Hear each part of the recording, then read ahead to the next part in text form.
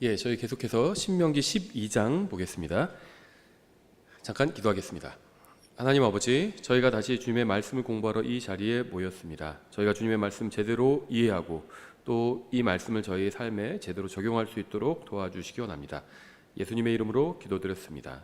아멘. 저희 신명기 12장 1절부터 마지막 절까지 저희가 한번 쭉 살펴보기는 했는데요.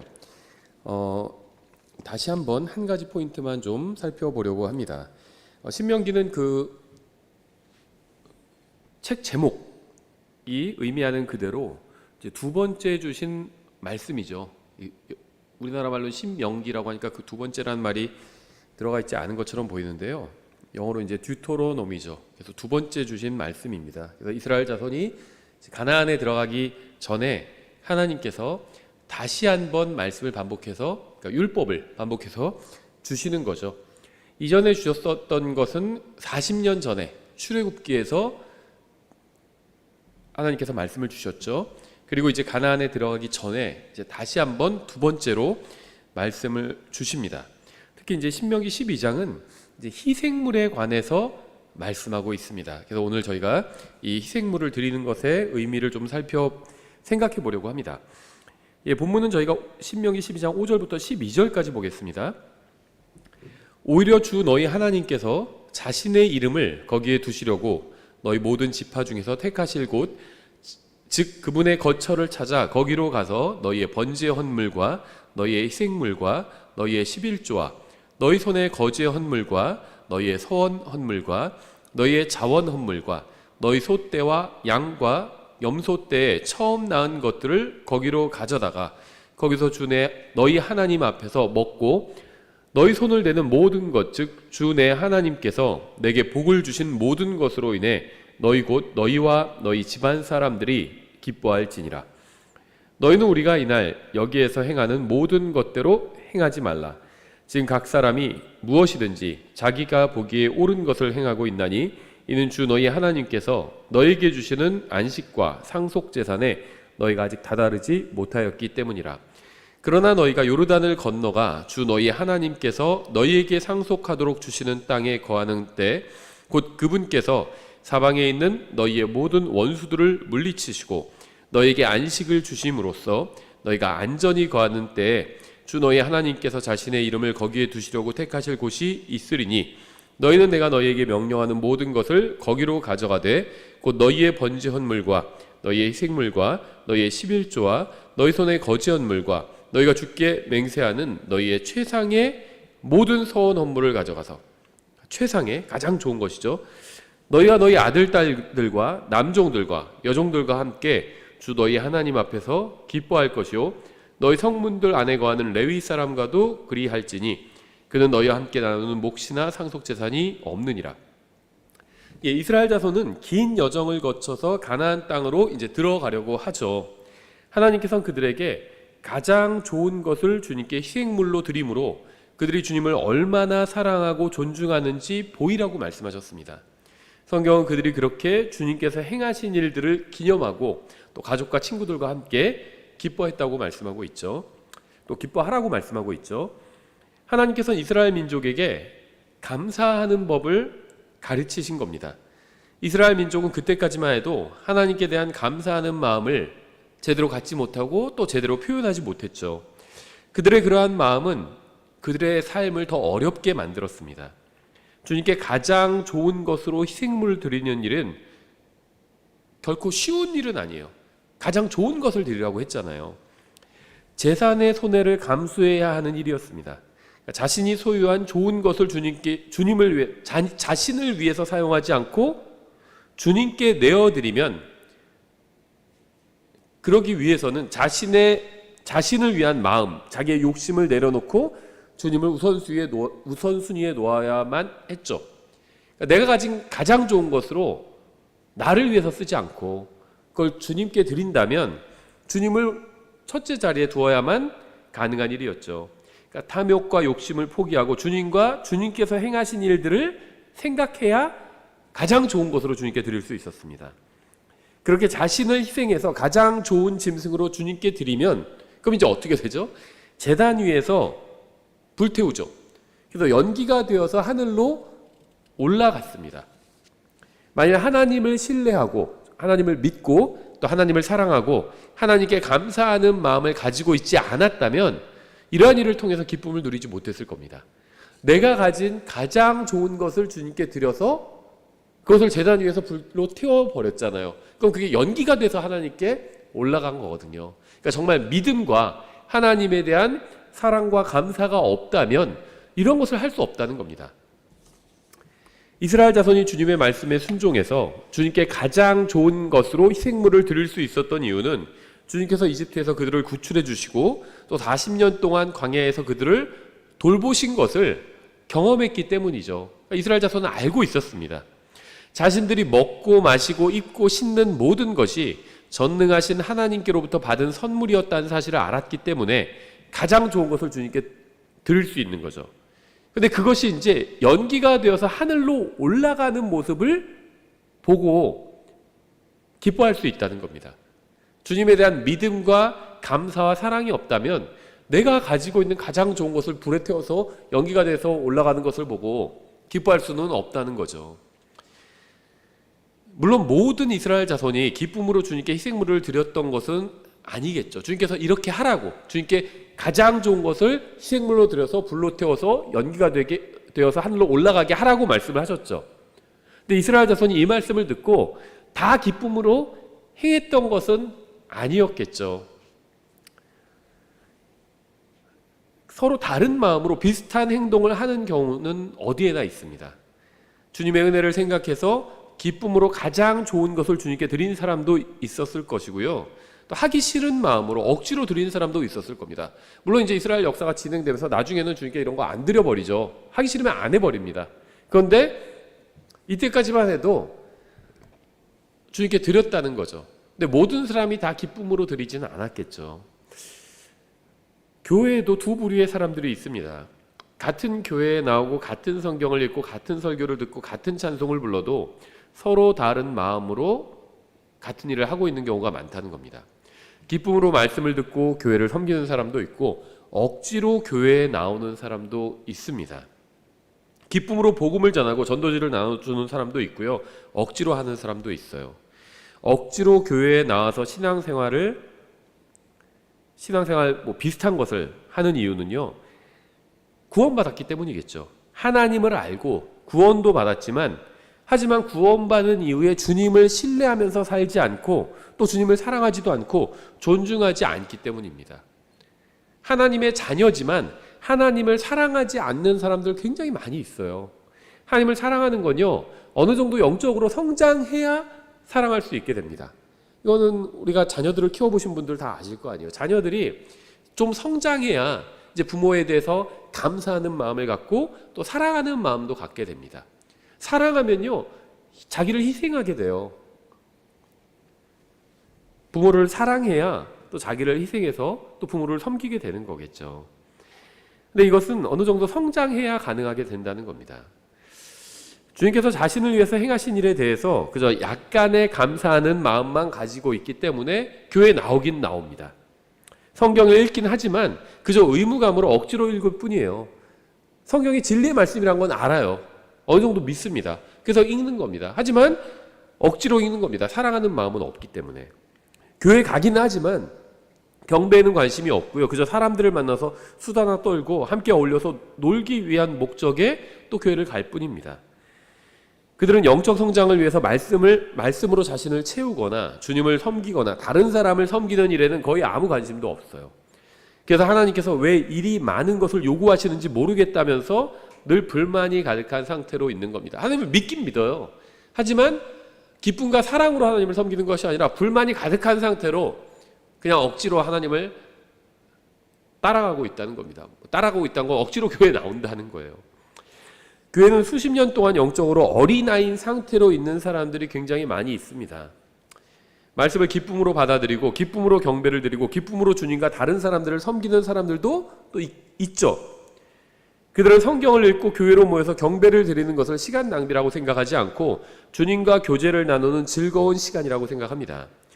가장 좋은 것을 주님께 드리는 것이 희생이나 손해라고 생각하지 않고 기쁨이라고 생각하는 사람들도 있어요. 복음을 전하고 교회를 섬기고 말씀을 읽어야 하는 주체가 다른 사람이 아닌 나 자신이라고 생각하는 사람들이 있죠. 영적으로 성장한 사람들입니다. 이렇게 구원을 받은 후에 영적으로 성장해서 기쁨과 즐거움으로 주님을 섬기는 사람들이 있고 또 그렇지 않은 사람들도 있습니다. 구원은 받았지만 불평과 불만을 가지고 교회에 나오는 사람들이 있는 거죠. 구원받는 것은 쉽죠. 창조주 하나님의 존재와 자신이 그분 앞에서 죄인이라는 사실을 인정하고 예수 그리스도의 십자가 대속을 믿으면 누구든지 구원받을 수 있습니다. 하지만 구원받았다고 해서 자동으로 믿음이 자라거나 영적으로 성장해 가는 것은 절대 아니죠. 인간이 누릴 수 있는 진정한 기쁨은 하나님 안에 있습니다. 하나님을 신뢰하고 사랑하고 섬기고 그분을 위해서 자신이 가진 가장 좋은 것을 기꺼이 내어드릴 때 진정한 기쁨을 누릴 수 있어요. 그래서 이스라엘 자손에게 하나님께서 가장 좋은 것을 하나님께 희생헌물로 드리고 기뻐하라고 말씀하신 이유가 그게 정답이기 때문이에요. 가장 좋은 것을 하나님께 내어드릴 때 진심으로 기뻐할 수 있기 때문입니다. 하나님께서 인간의 마음을 그렇게 만드셨어요. 가장 좋은 것을 자기만을 위해서 사용하면 진정한 기쁨이 생기지 않게 하셨습니다. 가장 좋은 것을 하나님께 내어드릴 때, 하나님께 희생헌물로 드릴 때 기쁨이 생기도록 인간의 마음을 그렇게 만드셨다는 겁니다. 그래서 하나님이 아닌 다른 무엇인가에서 인생의 의미를 찾거나 만족을 찾으려고 하면 결국 시간과 힘만 낭비하게 될 뿐인 거죠. 하나님께서는 우리가 자신이 가장 좋은 것을 희생해서 주님께 드려야 진정으로 만족하게 하셨습니다. 왜냐하면 하나님께서도 우리에게 가장 좋은 것을 내어주셨기 때문이에요. 우리를 위해서 자신의 생명을 아낌없이 내어주시고 기쁨을 누리신 하나님께서는 우리도 하나님께 그렇게 해야 기쁨을 얻을 수 있게 하신 겁니다. 시편 126편 5절 6절 이렇게 되어 있죠. 눈물을 흘리며 씨를 뿌리는 자들은 기쁨으로 거두리로다. 귀중한 씨를 들고 나가면서 우는 자는 반드시 기뻐하며 자기 곡식단들을 가지고 다시 오리로다. 기쁨을 얻기 위해서는요, 눈물의 과정이 필요합니다. 눈물을 흘리며 씨를 뿌리는 과정이 필요해요. 그래야지 기쁨으로 거두는 결과를 얻을 수 있게 된다는 겁니다. 눈물이 먼저 온 후에 기쁨이 오게 됩니다. 십자가가 있고 나서 영광이 있는 거죠. 빌립보서 4장 3절 이렇게 되어 있습니다. 또 참된 멍의 동료인 내게도 내가 간절히 권하노니 복음 안에서 나와 함께 수고하고 또한 클레멘트와 함께 또 나의 다른 동료 일꾼들과 함께 수고한 저 여자들을 도우라. 그들의 이름이 생명책에 있느니라. 수고하는 것에 대해서 얘기하고 있죠. 수고하는 것. 그리고 나서 4절에서 이렇게 말씀하죠. 항상 주를 기뻐하라. 내가 다시 말하노니 기뻐하라. 수고가 먼저 있습니다. 그리고 기쁨이 따라오는 거예요. 희생물을 먼저 주님께 드리는 것이 있습니다. 그리고 기쁨이 있는 겁니다. 눈물을 흘리면서 씨를 뿌려야 합니다. 그러면 기쁨으로 거둘 수 있는 겁니다. 이게 성경의 순서인 거죠. 주님을 위해서 수고해야 기쁨이 따라옵니다. 주님께 가장 좋은 희생물을 드려야 기쁨이 오는 것과 정확히 같은 겁니다. 주님께서도 그렇게 하셨어요. 가장 좋은 희생물을 우리를 위해서 내어주셨습니다. 그리고 주님께서 기쁨을 얻으신 거죠. 우리가 주님께 가장 좋은 희생물을 드릴 수 있는 비결은 그분의 사랑을 아는 데 있습니다. 하나님을 사랑하는 사람에게는 하나님의 명령들이 무겁지 않죠. 요한일서 5장 2절이죠. 우리가 하나님을 사랑하고 그분의 명령들을 지킬 때 이것에 의해 우리가 하나님의 자녀들을 사랑하고 있음을 우리가 아나니 우리가 그분의 명령들을 지키는 것 이것이 하나님을 사랑하는 것이니라. 그분의 명령들은 무겁지 아니하니. 여러분은 은혜 아래에 있습니다. 아무도 여러분을 바르게 살도록 만들 수도 없고요. 강요할 수도 없습니다. 그거는 성경적 기독교가 아니에요. 강요해서 막 협박해서 바르게 살도록 하는 것은 성경적 기독교가 아닙니다. 하나님도 여러분이 강제로 의롭게 살고 하나님의 뜻대로 살도록 강제로 만들진 않으십니다. 여러분이 의롭게 살고 하나님의 뜻대로 사는 유일한 방법은 하나님을 사랑하는 마음을 갖는 겁니다. 이 마음만 가지면 여러분은 예수님처럼 살 수 있어요. 예수님께서는 여러분이 주님을 사랑하면 주님의 계명을 지킬 것이라고 말씀하셨습니다.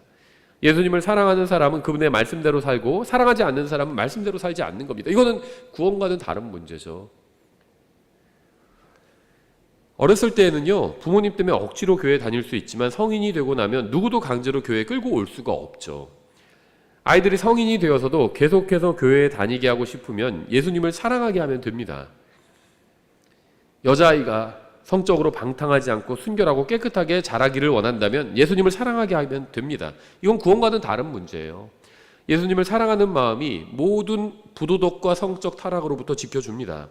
성경을 가르치고 본을 보이고 격려하고 경고하고 기도해 줄 수도 있지만 의롭고 거룩하게 살면서 하나님을 기쁘시게 하는 인생을 사는 것은 전적으로 개인의 마음에 달려 있어요. 마음속에 무엇이 있느냐에 달려 있다는 겁니다. 성경을 아는 것도 중요하지만 그것으로는 충분하지 않습니다. 성경을 알아도 다른 사람의 물건을 훔치거나 사기를 치거나 간음하거나 거짓말을 할 수가 있습니다. 성경을 알아도 복음을 전하지 않거나 기도하지 않거나 헌금을 하지 않거나 선교사를 지원하지 않을 수도 있어요. 만일 마음이 변화되지 않는다면 우리가 어떻게 살아야 하는지 안다고 해서 우리의 인생이 달라지는 것은 결코 아닙니다. 아마 이 강해를 듣는 대부분의 사람들은요, 우리가 어떻게 살아야 되는지 알 겁니다.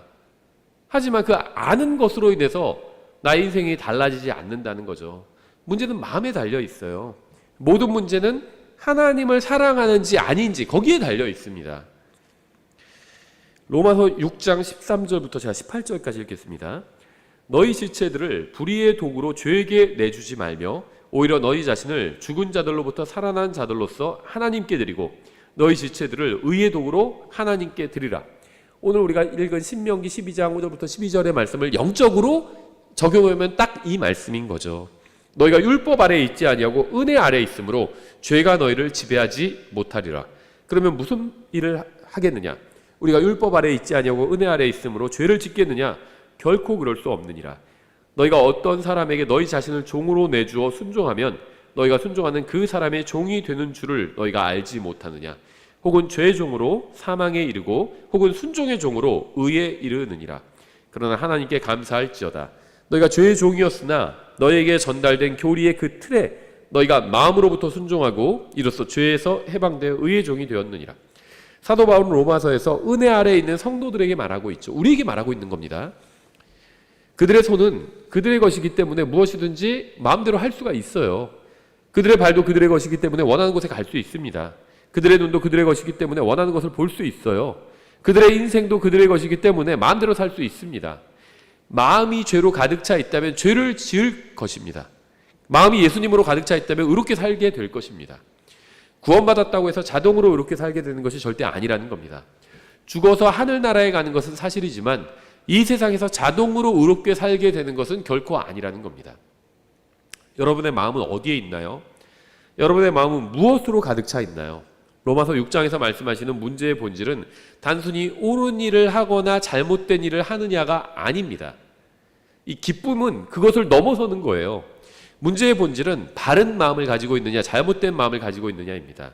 마음이 무엇으로 가득 차 있냐요? 무엇이 바른 마음이냐면 예수님으로 가득 차 있는 것이 바른 마음이에요. 자신을 사랑하는지 하나님을 사랑하는지 누구를 사랑하느냐가 바로 문제의 본질입니다. 여러분의 마음이 있는 곳에 여러분의 발이 가게 될 것입니다. 여러분의 마음이 원하는 것을 여러분의 눈이 보게 될 거예요. 여러분의 마음이 원하는 것을 여러분의 귀가 듣게 될 것입니다. 여러분의 마음은 어디에 있나요? 여러분의 마음이 변하지 않는다면 여러분의 말과 행위와 생활과 인생은 결코 변하지 않을 겁니다. 이건 구원과는 또 다른 문제죠. 그래서 대부분의 구원받은 사람들이 영적으로 어린 채 죽습니다. 영적으로 장성한 채 이 세상의 인생을 마감하는 것이 아니라 영적으로 어린 채 이 세상의 인생을 마감하는 거예요.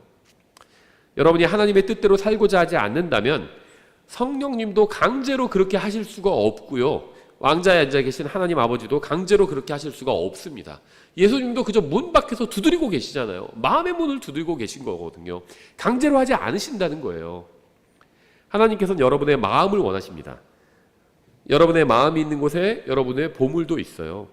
구원받은 대부분의 사람들의 문제가 무엇인지 아세요? 어떤 것이 주님 앞에서 바른 삶인지 알지만 그렇게 살고자 하지 않는다는 겁니다. 성경이 무엇이라고 말씀하시는지는 알지만 그렇게 하고 싶어 하지는 않는다는 거예요. 구원받은 대부분의 사람들의 문제는 성경 지식이 적은 것이 아니라 마음이 잘못됐다는 겁니다. 고린도전서 8장 12절 이렇게 말씀하고 있어요. 그러나 너희가 그렇게 형제들에게 죄를 짓고 그들의 약한 양심을 상하게 하면 그리스도께 죄를 짓느니라. 그러므로 만일 음식이 내 형제를 걸려 넘어지게 하면 나는 세상이 서 있는 한 고기를 먹지 아니하여 내 형제가 걸려 넘어지지 않게 하리라. 바울은 고린도전서 8장의 결론을 내리면서 이렇게 말하고 있는 겁니다. 자신은 이제 구약의 율법 아래에 있지 않기 때문에 원하는 것은 무엇이든 먹을 수 있지만 다른 형제 자매를 실족하게 하는 것이라면 무엇이든 하지 않고 먹지 않겠다는 거예요. 바울이 이렇게 말하는 이유는요, 그가 음식보다 형제를 더 사랑하기 때문입니다. 지금 여기서는요, 뭘 먹어야 되는지, 뭘 먹지 말아야 되는지, 뭘 먹어도 되는지 그런 거를 얘기하고 있는 것이 아니에요. 형제 사랑에 대해서 얘기하고 있는 겁니다. 바울은요, 그리스도의 사랑이 자신의 마음에 부어졌다고 증언했습니다. 똑같은 하나님의 말씀을 읽고도 그 말씀대로 살고자 하는 사람이 있고 자신에게 너무 무리한 요구를 한다고 생각하는 사람이 있어요. 이것은 교리적인 문제가 아니라 마음의 문제입니다. 누구를 사랑하는가의 문제. 마음의 문제라고 하는 건요, 그냥 누구를 사랑하는가의 문제입니다. 누구를 사랑하는가의 문제. 그러니까 말씀대로 사느냐의 문제죠. 마음의 문제는, 그리스도인에게 있어서 마음의 문제는 말씀대로 사느냐의 문제예요. 근데 말씀대로 사느냐의 문제는 결국 누구를 사랑하느냐의 문제예요. 하나님을 사랑하느냐의 문제입니다. 하나님을 사랑하는 사람이 말씀대로 사는 거예요. 성경을 더 많이 아는 사람이 말씀대로 사는 것이 아니라 하나님을 더 사랑하는 사람이 말씀대로 사는 겁니다. 여기에 기독교의 본질이 있는 거예요. 마귀는 여러분이 죄를 짓든 말든 상관하지 않습니다. 그런 것은 관심이 없어요. 시험은요, 죄를 짓는 것과 관련이 없습니다, 사실. 야고보서 1장에는요, 시험과 관련돼서 굉장히 중요한 말씀이 나오죠. 야고보서 1장 12절 이렇게 말씀하고 있어요. 시험을 견디는 사람은 복이 있나니 이는 그가 단련을 받은 뒤에 주께서 자신을 사랑하는 자들에게 약속하신 생명의 왕관을 받을 것이기 때문이라. 아무도 자기가 시험을 받을 때 내가 하나님께 시험을 받고 있다 하고 말하지 말라. 하나님께서는 악으로 시험을 받으실 수도 없고 친히 아무도 시험하지 아니하시느니라. 시험은요, 돈이나 성적인 유혹이나 정욕이나 욕심에 대한 것이 아니라 하나님을 사랑하는지에 대한 것입니다.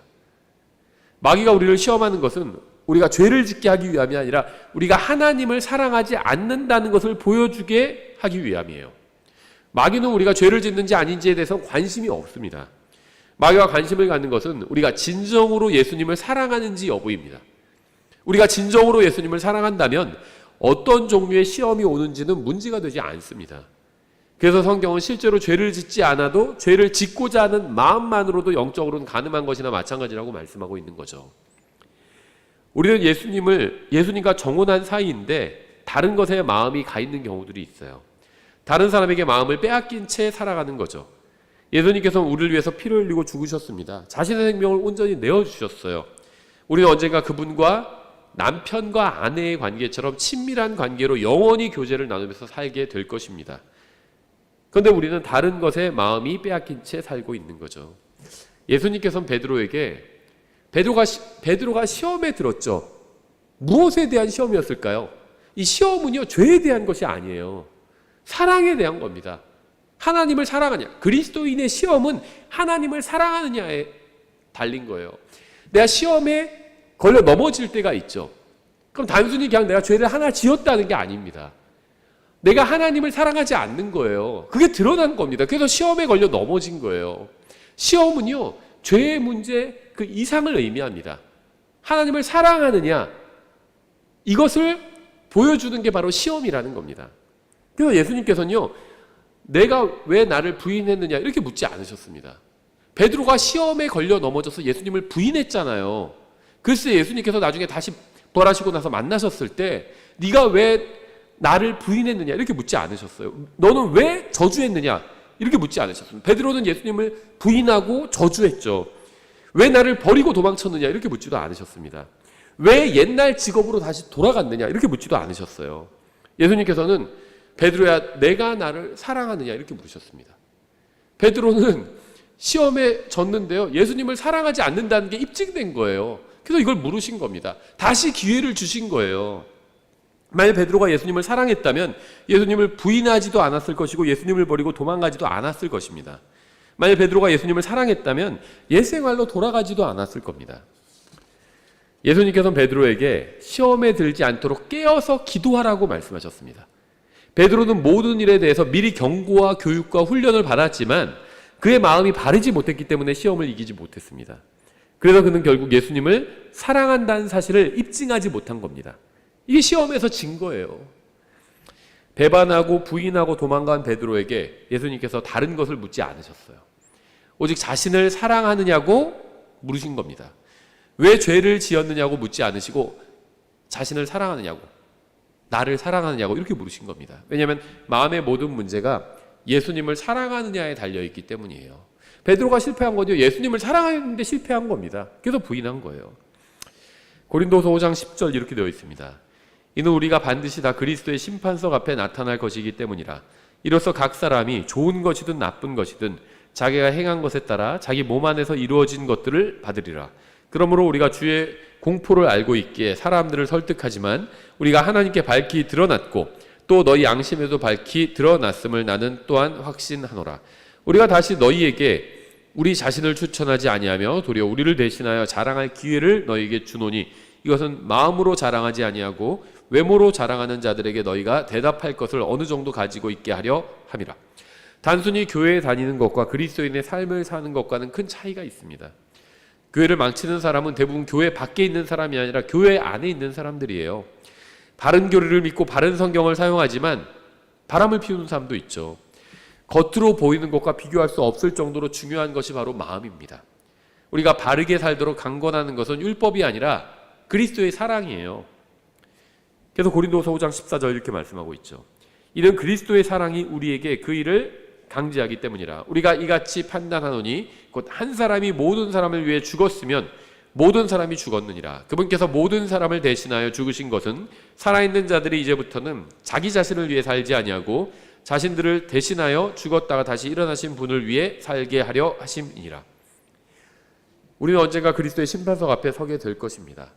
그리스도의 심판석을 가장 잘 대비하는 유일한 방법은 예수님에 대한 사랑으로 마음을 가득 채우는 겁니다. 누구든지 예수님을 자신의 구원자로 받아들이면 구원받죠. 하지만 구원받았다고 해서 자동으로 하나님의 뜻대로 살게 되는 것은 절대 아닙니다.